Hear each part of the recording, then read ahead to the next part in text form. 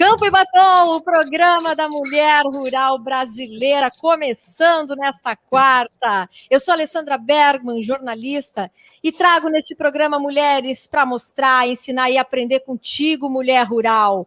Estamos nas redes sociais, youtube.com/Rádio Press, te inscreve lá, clica no sininho, facebook.com/Rádio Press e Facebook do Campo e Batom. E a gente é Spotify também, não tem desculpa para não assistir, tu tá no carro, é só clicar no Spotify e nos escutar. Hoje a gente tá com um programa muito especial, eu tenho a honra de bater um papo aqui com duas mulheres que foram pioneiras em atividades nunca exercidas por mulheres no mundo agro. Tem muita gente pioneira, mas essas aí eu tenho certeza, essas são clássicas. Eu tenho a honra de bater um papo hoje com a cientista, produtora rural, inventora, doutora Beth Lima, primeira mulher a participar de um julgamento internacional de raça Devon fora do país, pesquisadora, coordenadora do Laboratório de Pesquisa Experimental do Hospital de Clínicas de Porto Alegre, bióloga por formação e produtora rural de coração. Bem-vinda, Beth. Querida, obrigada. Muito bom estar aqui, ainda mais ladeada pela Heraclésia, que eu adoro, a gente vai falar em seguida. Vamos falar da Heraclésia. Quase faltou fôlego aqui para dizer assim, são enormes aqui agora. Maria Heraclésia Araújo com a gente, né? Cearense, né? Zootecnista, produtora rural, publicitária, palestrante, consultora, primeira mulher a presidir uma sociedade rural no Brasil, entre ser a primeira mulher estudando em curso técnico agrícola também no município de Maringá. Bem-vinda, Heraclésia Campo e Batom. Recebe, já aproveito para te perguntar, essa história de ser cearense, tu falou para mim que tu é uma retirante, então tu saiu muito jovem lá do Ceará para fazer a tua vida? Bom, primeiro, boa tarde, né? Muito bom, Alessandra. Obrigada pelo convite. A Rádio Press, essa rádio fantástica que leva essas informações todas, né? Às mulheres, não só do Rio Grande do Sul, mas do Brasil. E também está ao lado de minha amiga, minha parceira, Beth Cine. Olha, eu vim do Ceará não tão jovem, né? Mas assim, eu vim já concluída o ensino médio e vim para Maringá, no Paraná, para conhecer essa cidade maravilhosa, hoje considerada a melhor cidade do Brasil para se viver, né? Com todos os índices. E assim, eu me encantei, me apaixonei e resolvi ficar em Maringá, constituir minha vida profissional, né? Minhas formações, zootecnia, gestão em agronegócio, a minha pós-graduação, e escolhi essa cidade para viver. Então, o momento da tomada de decisão de sair do Nordeste, a retirante, como a gente diz, é muito comum, de vir para o sul do Brasil. Era sonho de vir para uma região diferente, uma região de muito verde, muita água, uma cultura diferente. Maringá é uma cidade que tem, né, uma formação, uma cidade jovem, 73 anos, então você tem japoneses, espanhóis, portugueses, enfim, e cearenses. Então, eu escolhi essa cidade para viver. Você me disse antes que teve muita influência de um tio de você para conhecer Maringá, né? Teve um anjo aí que abriu as portas. Como é que foi esse momento? Esse momento do anjo, a gente, na nossa vida pessoal, profissional, a gente tem muitos anjos, né, que passam nas nossas vidas. Então, é muito importante que a gente tenha a percepção que a gente não faz nada sozinho.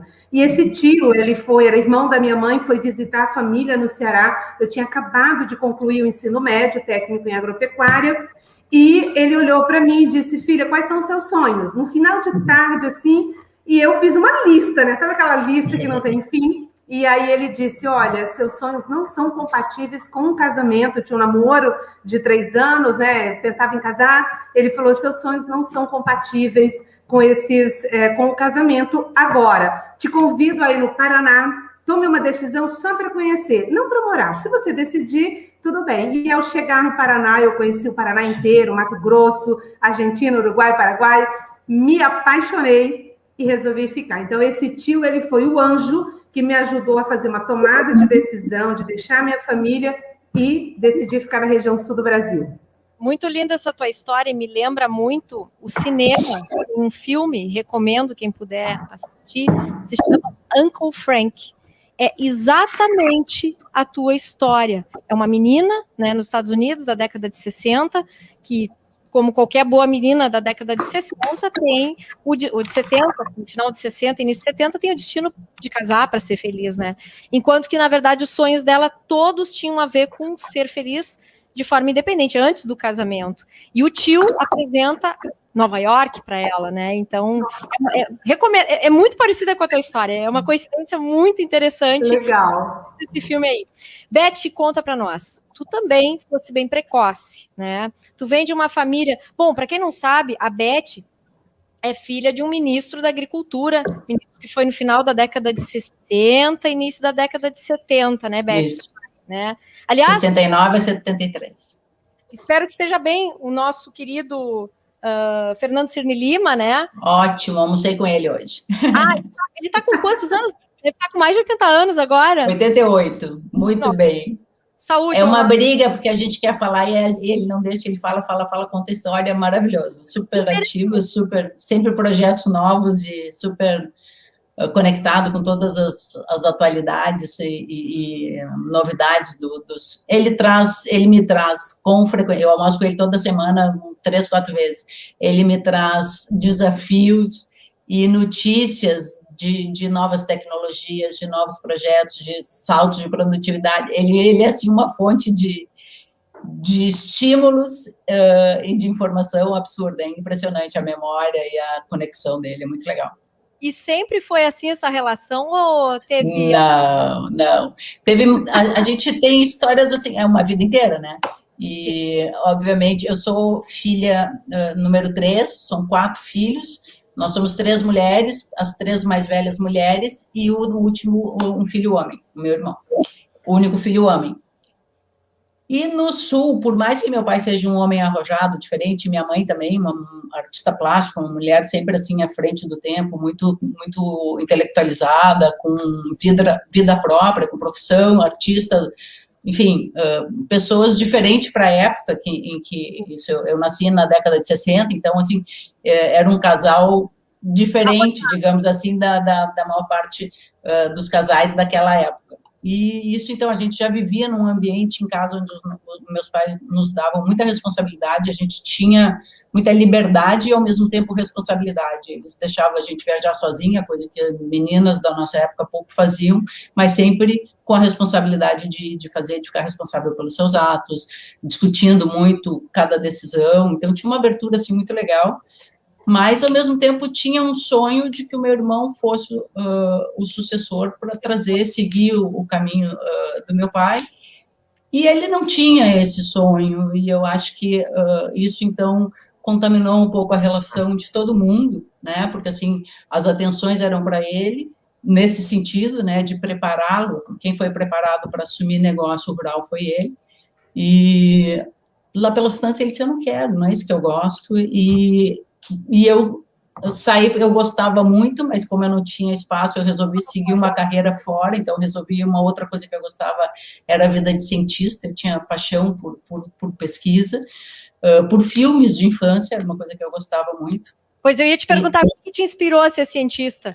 Filmes de infância, eu gostava muito de filmes de aventura, de arqueologia, de história, e eu acabei, na época, perto do vestibular, conheci mais proximamente a atividade de uma amiga que estava fazendo genética, e trabalhando em pesquisas de genética, e resolvi que eu queria ser pesquisadora, conheci o laboratório, resolvi seguir esse caminho, e então, por conta desse momento de que o espaço da sucessão dos negócios da família eram para o meu irmão, eu resolvi seguir meu caminho por essa alternativa e seguir, saí de Porto Alegre, fiz faculdade, fiz mestrado, doutorado fora, e no dia que eu defendi o doutorado, o meu pai 2 dias depois, pediu para o meu irmão ir na minha casa, eu morava no Rio de Janeiro, para ir na minha casa falar comigo, e para dizer que precisava de mim, se eu podia vir para Porto Alegre para ajudá-los no negócio, na administração dos negócios rurais da família.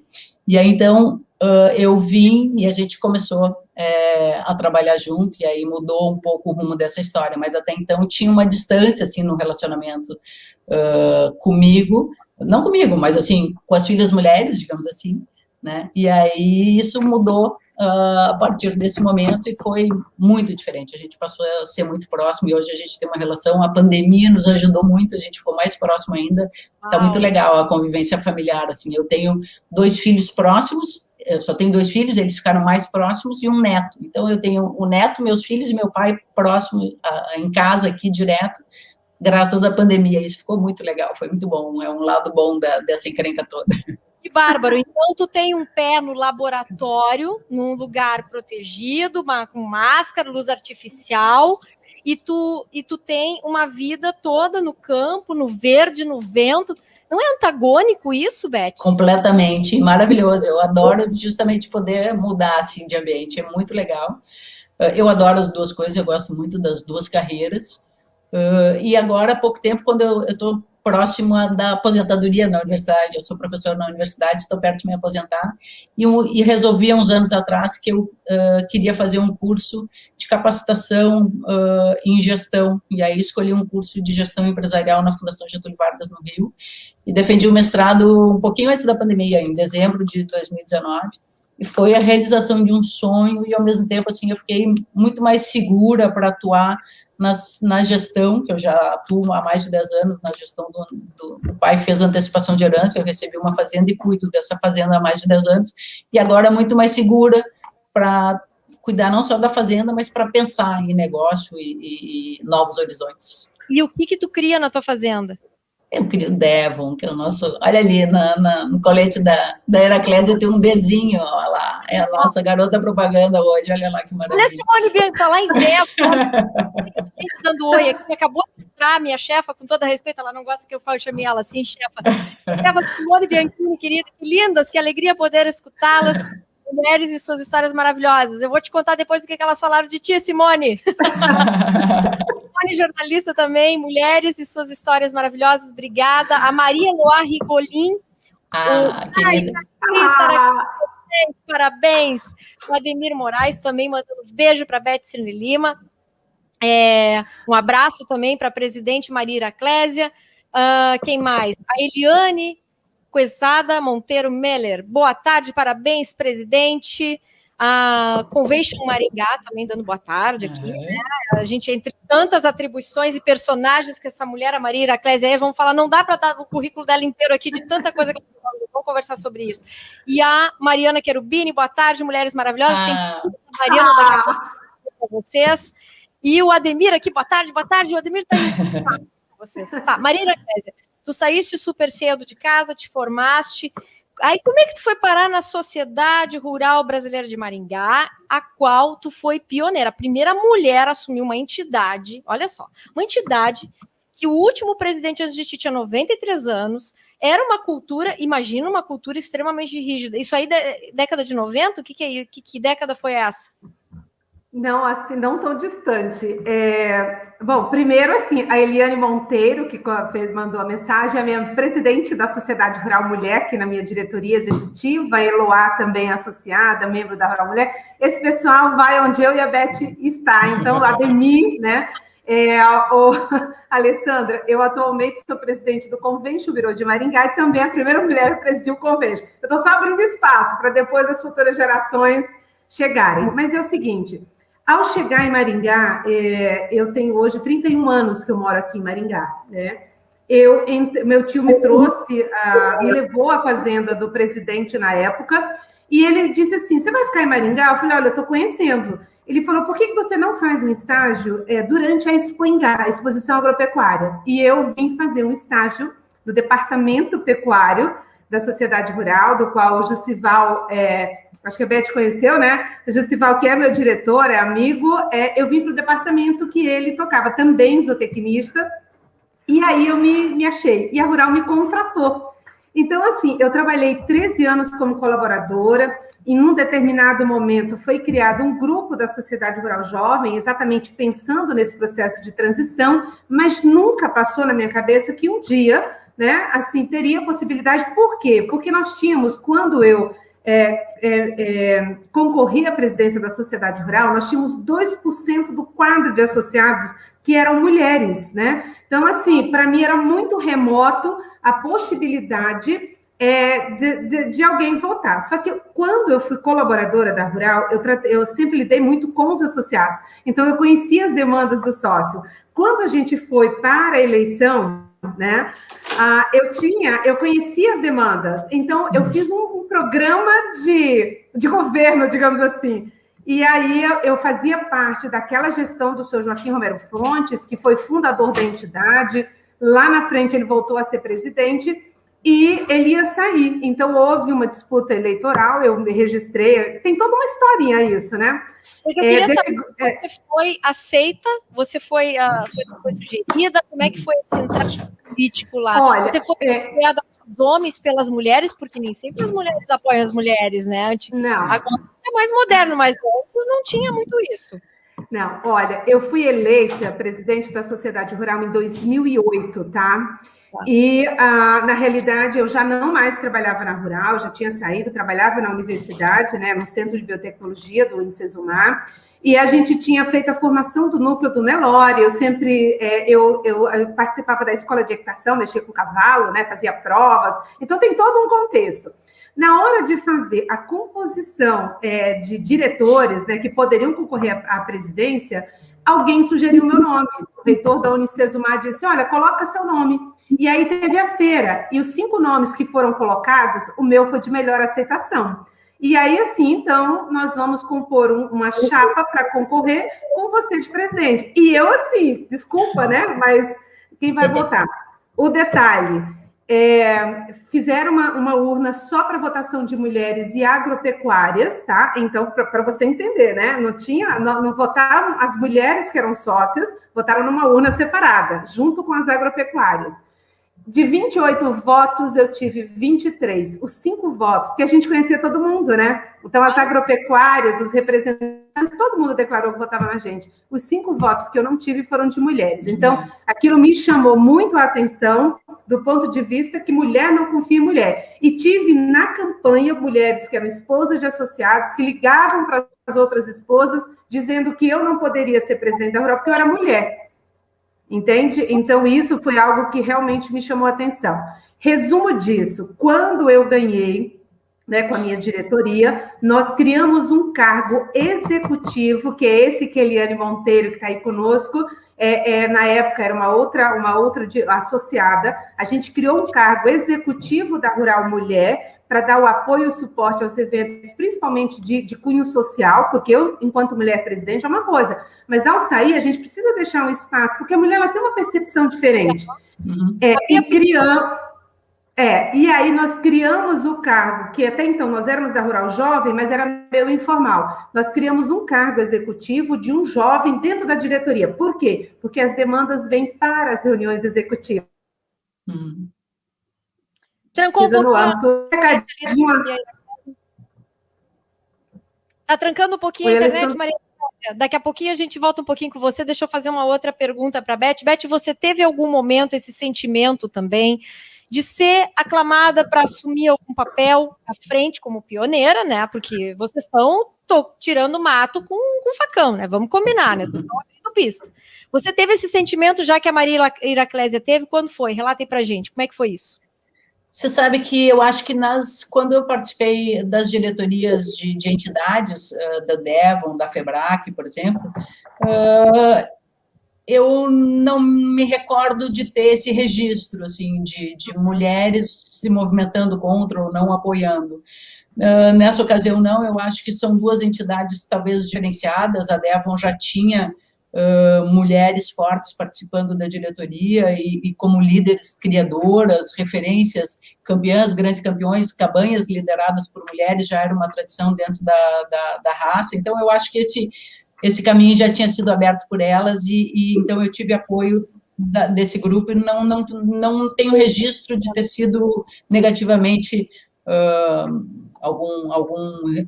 alguma reação negativa. Mas sabe onde que eu achei isso? Num outro grupo que eu sou a primeira mulher e ainda hoje a única mulher oficialmente membro do grupo Cavaleiros da Paz, que é um grupo tradicionalista que tem que se juntaram a partir do encontro coordenado pelo Nico Fagundes, pelo Borghetão, que é o pai do Renato Borghetti, que é um grande amigo, Rodi Borghetti, que foi quem me colocou, me trouxe, ele e o Elton me colocaram oficialmente dentro do grupo dos Cavaleiros da Paz, mas quem me trouxe inicialmente o primeiro contato foi o Borghetão, e eu sou a única mulher no grupo. Só te interromper. Para quem não sabe, quem está de outro estado nos ouvindo, o Cavaleiros da Paz é uma entidade, né, uma comissão de cavaleiros que prioriza as tradições gaúchas, né, percorrendo a cavalo trechos e fazendo programações para manter a tradição que era vivida pela Revolução Farroupilha ou pelos tropeiros, né, Beth? E a Beth foi a única mulher do Brasil convidada, gaúcha, a única gaúcha convidada para fazer parte desse grupo. Tá, agora me diz, Beth, o que tu acha que foi que valeu, que teve o maior valor para tu ser convidada para fazer parte desse grupo?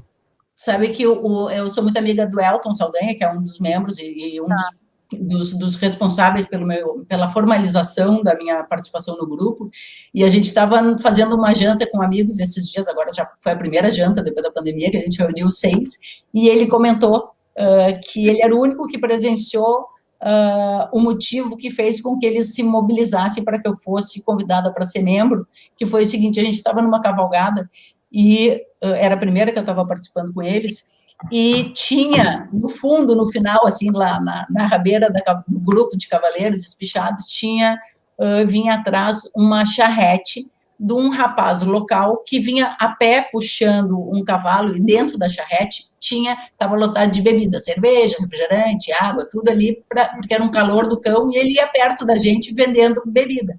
Tá. E o cavalo, eu não sei, porque eu estava mais na frente, o cavalo disparou. E eu só via aquela bagunça, gente pulando assim, e vindo aquela carroça, e era um lugar que tinha umas pedras, então aquilo pulava, a carroça pulava, o homem ficou para trás e veio o cavalo sozinho disparado com aquela coisa. E na hora que ele passou do meu lado, eu a cavalo, toquei meu cavalo e fiz aquela coisa tipo amadrinhar cavalo aporreado, eu encostei no lado e agarrei o cavalo aqui na charrete pelo buçal e segurei, consegui controlar e segurei, não quebrou, não desmanchou a charrete, nós não perdemos a cerveja. A única mulher que estava no grupo, que deveria ter quantas pessoas aí? Mais de 100 homens, né? Nessas cavalgadas maiores tem bastante, não tem bastante, mas tem presenças femininas, sim. Mas foi a única pessoa, quer dizer, independente de ser mulher ou homem, a única que resolveu segurar o cavalo. Ou seja, aí pronto, aí carimbei o passaporte. Não só salvei o cavalo com uma cerveja da turma. Tu salvou o cavalo, salvou a cerveja, mostrou que é cavaleira, não era só fake, só para dizer que era cota dentro da... eu acho que o passaporte foi saber andar cavalo e ter coragem, ser louca, né? Porque enfiei a mão no cavalo sem nem saber quem era, qual era o tipo de comportamento dele, me atraquei e deu certo. Foi certo agora, ser louca. Ser louca, ser louca, tá? Vocês assumem. Cargo dos mais diversos possíveis. Agora, a Maria Heraclésia, não sei, é mais fácil não contar o que ela não faz parte de qual comitê ou de qual comissão lá em Maringá, ou no Ceará. Tem medalha de honra ao mérito de tudo que é coisa que eu imagino. Assim, currículo enorme, né? Vocês, qual é o momento que vocês devem ouvir muito isso. Você é louca, você não dá conta, né? Quantas vezes duvidaram de você? Quantas vezes duvidaram de você, Maria Heraclésia? Como você resolveu? Olha, falou para as pessoas que duvidam de você? Olha, eu acho que o cargo de presidente da Sociedade Rural de Maringá, eu fui eleita com, acho que 86% dos votos válidos. A gente teve uma aceitação muito bacana. Mas eu nunca vou esquecer, uma jornalista da RPC perguntou para mim, numa reportagem na sequência, se eu ia pintar o parque de exposições de cor-de-rosa. Eu falei para ela, olha, eu vou pintar de todas as cores que forem necessárias para agregar. E aquilo me chamou a atenção. E aí a gente foi para a gestão, né? Claro que a gente teve ali uma disputa de chapa, mas eu tinha um compromisso de agregar e trazer todo mundo para o mesmo cesto. Mas eu tive decisões onde aquele voto Minerva, de decisões estratégicas, que a Beth viu aqui, nós temos uma arena de shows e rodeio, e ela é coberta, é a única do gênero no interior do estado, né? Então, ela é uma arena de rodeio, e ela tinha sido coberta, mas precisava fechar para a gente mudar o conceito da feira, para trazer todos os públicos, né, o show ser uma coisa à parte. E essa decisão, ela precisava ser colegiada pelos conselhos, né? E uma outra negociação também de exclusividade da bebida é aonde eu tinha pessoas internas com interesses. E eu tive votos de Minerva, aquele voto que chega em você, e ou você toma a decisão ou você não é respeitada, né? E claro que eu tomei 2 decisões. O presidente do conselho na época disse assim: olha, eu não concordo em fechar a arena, mas se você me convencer, eu tive uma conversa, né, bastante, e ele falou: se você me convencer, eu vou assinar mesmo não concordando. E eu mostrei para eles que o conceito ia mudar, o conceito da feira, inclusive, né? E a outra foi numa negociação da bebida, em que a gente tinha alguém interno com alguns interesses, e eu precisei contrariar, e eram pessoas do nosso grupo, né?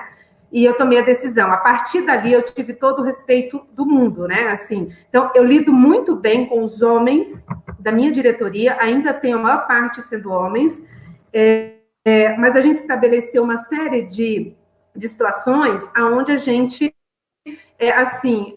eu sempre visitei todas as feiras que eu posso, então eu tive situações de chegar e as pessoas duvidar, tipo assim, quem é a mocinha, né? Tipo assim, quem é ela? Então, por quê? Porque o seu Joaquim era fundador da entidade, tinha todo um histórico, era uma pessoa de tradição.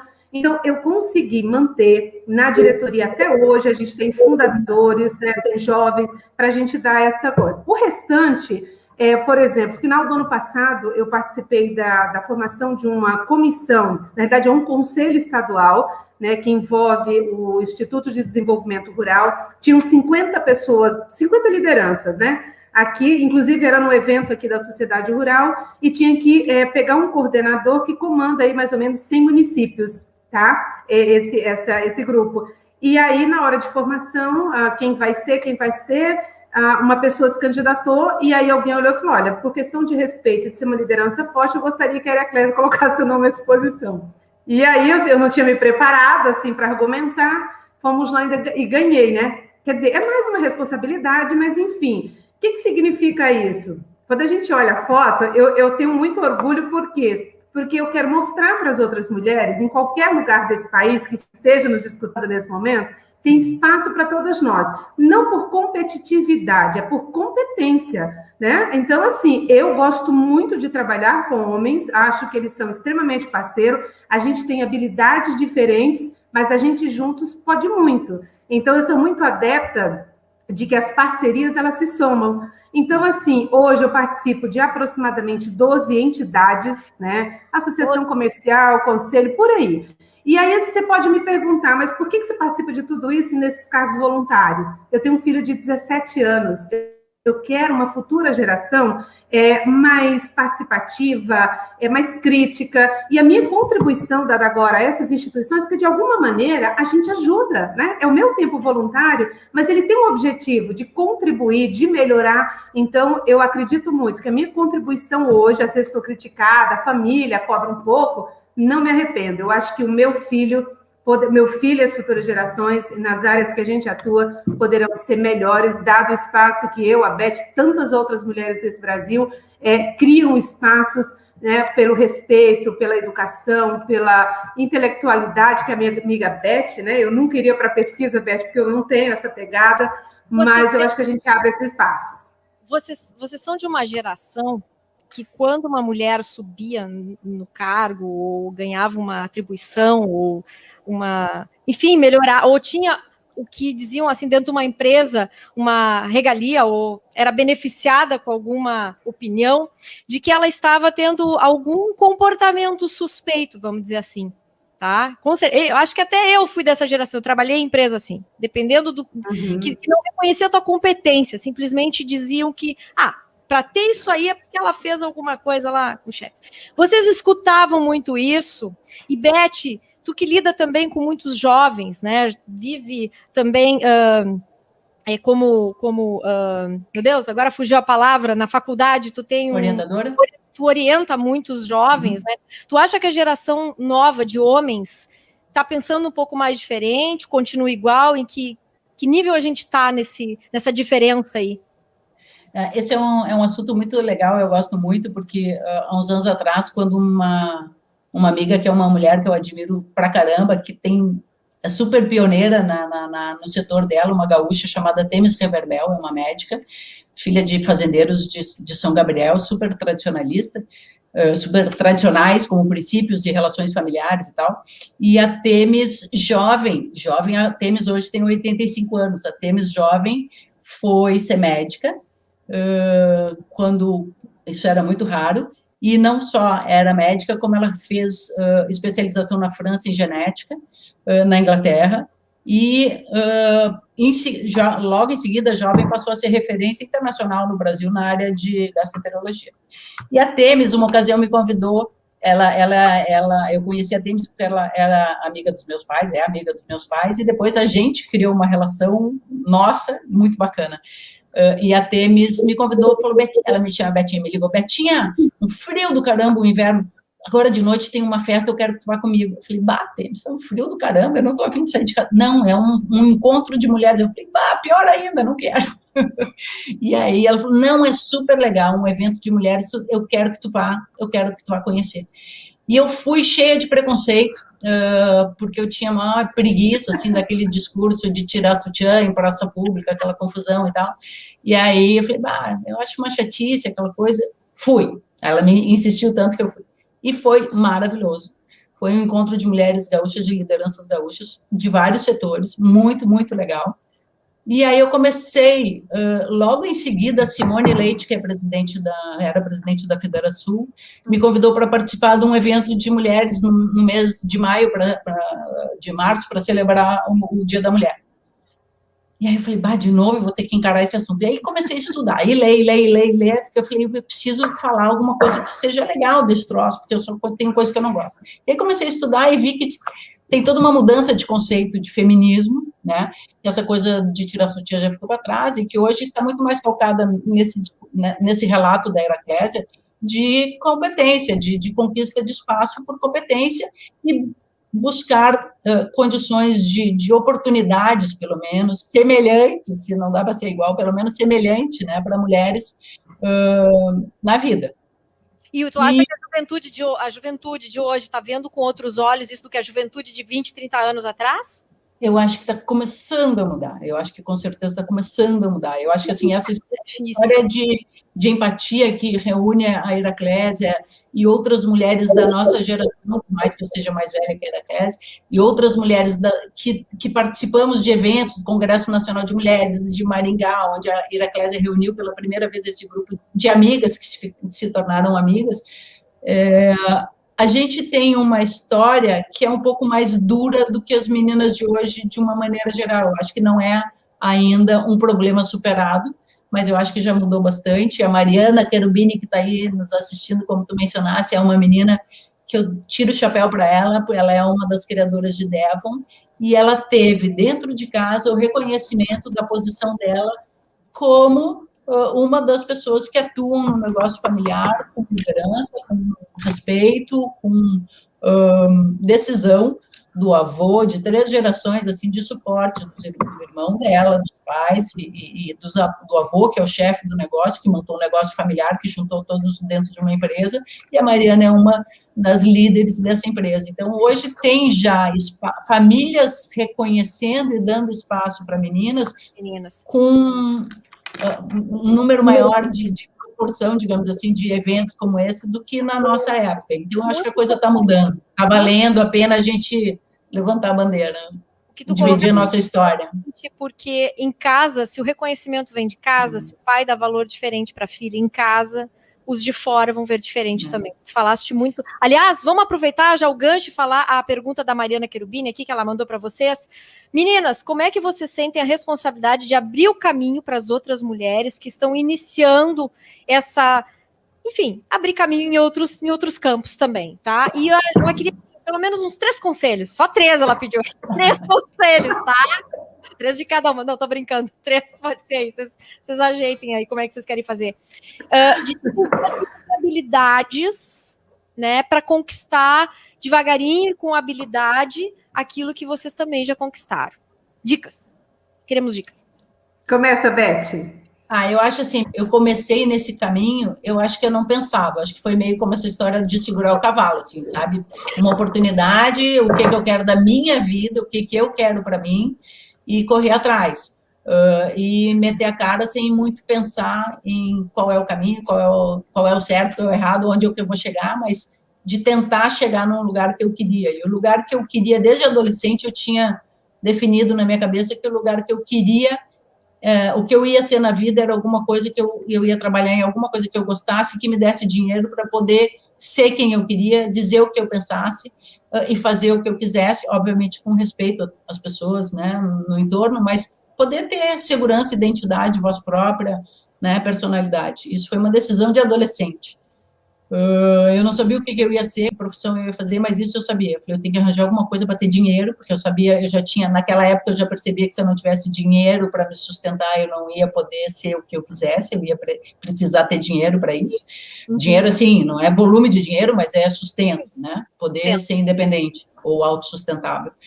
E isso naquela época foi possível, era bastante necessário, eu acho que hoje talvez não seja tão importante, porque eu acho que a situação já não é mais tão grave, eu acho que assim já é mais amena, mas eu acho que basicamente você ter uma segurança na sua formação, na sua competência, nos seus princípios, eu acho que isso é fundamental, assim, quando você é questionado, e a gente é questionado até hoje, a gente é posta à prova até hoje, as pessoas duvidam da gente, questionam a posição que a gente está, e essa coisa que você mencionou, que é bastante grave, que acontece muito ainda, dessa questão de confundirem a sua conquista com benesses conquistadas por relações afetivas, sexuais, seja lá que motivo, que nome queiram dar para essa coisa. Isso ainda existe, isso ainda e talvez eu acho que mais forte por mulheres do que por homens, né, que acham que a gente só conseguiu esse diferencial porque a gente deu coisas que não deveria e não, por não querer reconhecer o esforço de construção de competência própria de segurança, então, para depreciar, ou sei lá, acho que é meio por aí. Mas, então, eu acho que você ter essa segurança de ter competência naquilo que você se dedica, para o seu propósito, acho que é fundamental, porque isso, pelo menos para mim, funcionou assim, isso sempre me deu uma segurança de saber onde eu estava, de dominar o assunto, de saber o que eu queria, e eu acho que competência, em termos de capacitação, que é viva, contínua, né, e respeito pelas pessoas, eu acho que é fundamental, porque à medida que você respeita as pessoas, eles respeitam você também, por mais que cheguem em você de uma forma errada ou depreciativa, logo em seguida você consegue mudar isso de uma maneira geral, quando você mostra de fato que você tem motivos para estar ali, que você tem justificativas para conquistar o espaço, né, quando você mostra a competência, eu acho que isso é muito... dá mais um minuto, Heraclésia, deixa eu fazer uma coisa antes de falar um comentário antes de passar para você. Isso eu senti muito, no momento que eu jamais pensei que eu fosse sentir, foi quando eu fui ser jurada na Inglaterra, que foi uma coisa, assim, muito especial na minha vida, porque é uma coisa, assim, muito diferente. Nenhuma mulher das Américas foi convidada para ir julgar Devon ou qualquer outra raça na exposição mais importante da Inglaterra. A Inglaterra funciona um esquema de ranking, eles têm exposições regionais, e aí os campeões regionais são selecionados para competir na final. E eu fui convidada para julgar a final, essa de Devon. E nenhuma outra mulher das Américas. Deixa eu te fazer uma pergunta, tem a ver com isso. E como é que tu te sentiu julgada por fazer isso? É isso que eu ia te contar, é isso que eu queria compartilhar com vocês. Primeiro, assim, quando eu recebi o convite, foi maravilhoso, assim, fiquei super honrada, porque há 49 anos antes do ano que eu julguei, o meu pai tinha julgado pela primeira vez na Inglaterra, sendo o primeiro homem das Américas a ser convidado a julgar nessa exposição. E eu, quase 50 anos, 49, depois fui a primeira mulher. E aí, quando isso aconteceu, eu falei, pai, tu tem que ir comigo, a gente tem que estar juntos, tem que estar lá na pista no dia que eu for julgar. E ele foi maravilhoso. Mas... legal. De arrepiar. Mas você sabe que esse evento reuniu uma série de amigos criadores do mundo inteiro na Inglaterra, e são amigos que a gente se encontra em eventos anuais, não anuais, internacionais do Devon, e vários deles me desacreditaram antes do julgamento, assim, tipo 2 dias antes. Amigos meus, sabe? Assim, Beth, mas se chegar uma coisa, um bicho assim, assim, assado, com perfis completamente diferentes, o que você vai fazer? Duvidando da minha competência. Assim. E aí foi muito triste, assim, perceber a falta, o descrédito, né, a falta de apoio dos amigos do coração, assim, foi uma coisa triste. Tu marcou na paleta os amigos, tipo assim, continuaram tendo... Não marquei, mas assim, eu amo muito eles, então eu perdoei, entendeu? Eu marcaria na paleta. Mas a resposta veio das pistas, entendeu? Na hora que eu entrei em pista, e foi um julgamento muito difícil, porque tem um volume de animais muito grande, muito bons, e pouco tempo para você fazer o julgamento. O conjunto de animais que eu julguei aqui na Expo Inter levaria um dia inteiro, e eu julguei em 3 horas, ou 2 horas e meia. Uau. Então, foi uma coisa, assim, muito desafiadora, muito bicho dentro da pista, uma pista pequena, com muito bicho amontoado, difícil de julgar, e eu não errei o julgamento. Ninguém chegou para mim, para dizer, olha, esse bicho estava melhor que esse, tinha que estar na frente. Nunca, nem. Nada como estar com a competência no lugar certo. Então, acho que isso é que entendeu? A resposta, assim, se a gente apanha pelo descrédito, assim, daqueles desavisados, eles apanham logo em seguida quando a gente mostra competência, respeito, seriedade. Eu nunca respondi atravessado para nenhum deles, nem nunca fiz qualquer desaforo, nem nunca disse que eles me machucaram, mas eles certamente sabem. E a resposta foi maravilhosa, porque veio silenciosa. Eu acho que as respostas silenciosas são maravilhosas. Assim, o resultado da pista mostrou. A princesa Anne veio falar comigo na pista, foi a única pista que ela entrou, ela era representante real. A filha da Elizabeth? Uau! Uau!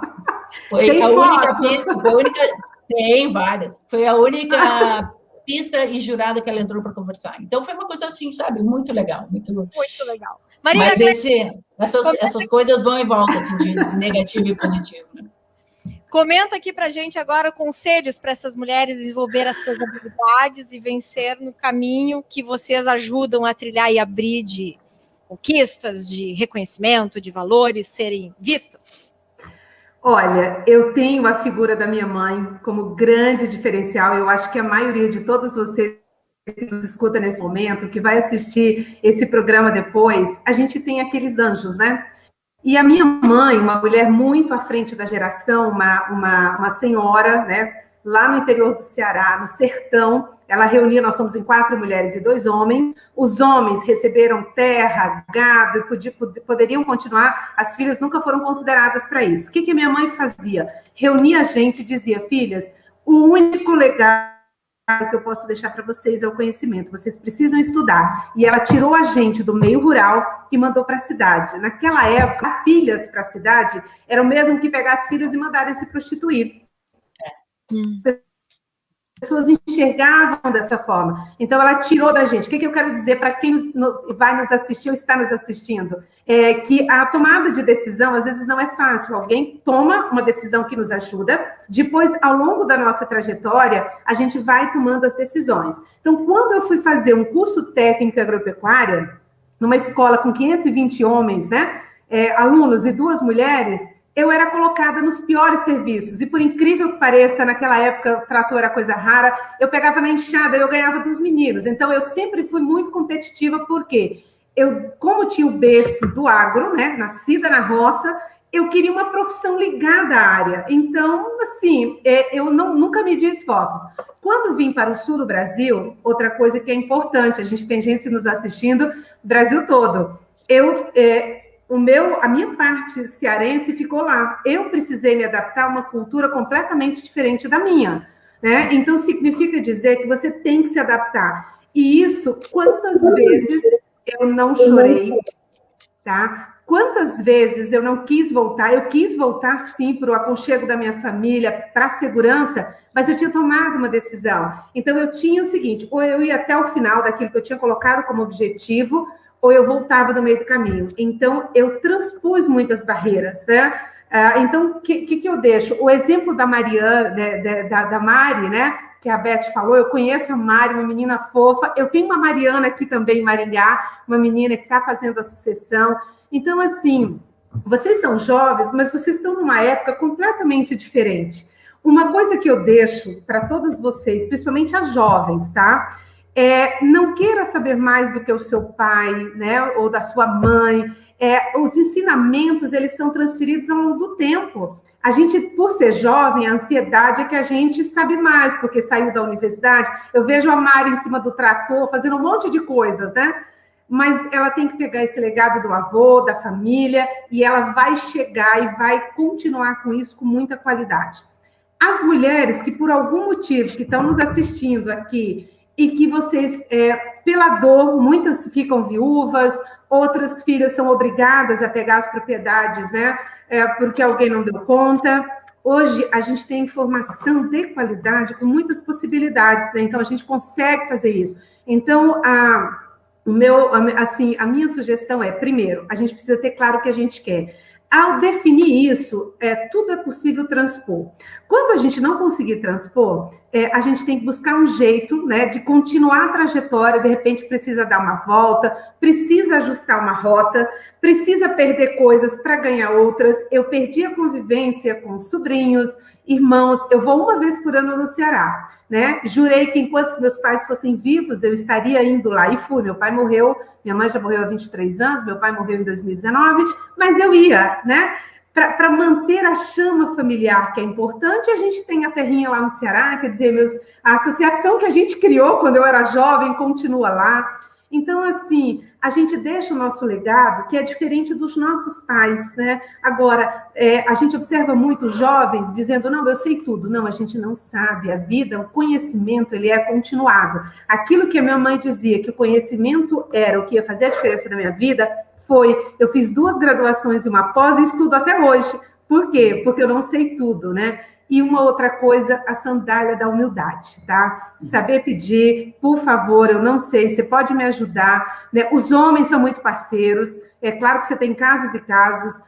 Olha, não sei nada, caiu uma propriedade na minha mão, o que eu faço? A gente tem tantas instituições, Embrapa, assistência técnica da extensão rural, a gente tem universidades, então é tudo muito mais fácil do que quando a gente começou, mas também tem outras barreiras. Respeito, se respeite, tá? Depois você pode complementar.